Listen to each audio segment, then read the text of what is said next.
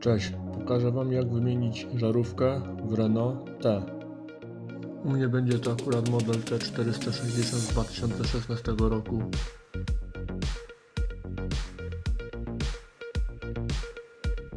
Aby dostać się do żarówki, otwieramy drzwi.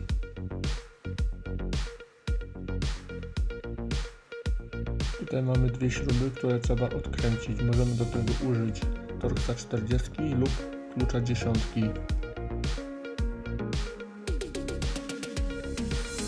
Problem może być z górną śrubą, bo do niej jest trochę gorszy dostęp.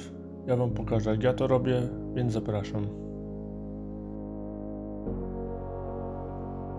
Ja do tego użyję długiego Torxa 40, tak zwanej gwiazdki i klucza pneumatycznego.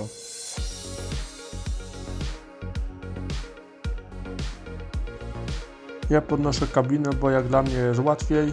Wystarczy tylko trochę ją unieść, żeby był dostęp do tej górnej śruby.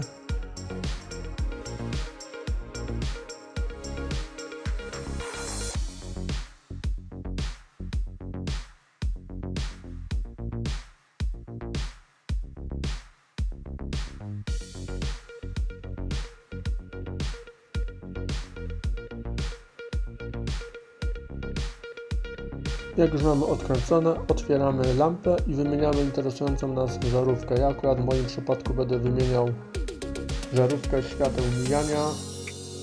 A żeby się dostać do tej żarówki, musimy ściągnąć tą gumkę, a następnie wyciągamy żarówkę, wypinamy i wymieniamy na nową.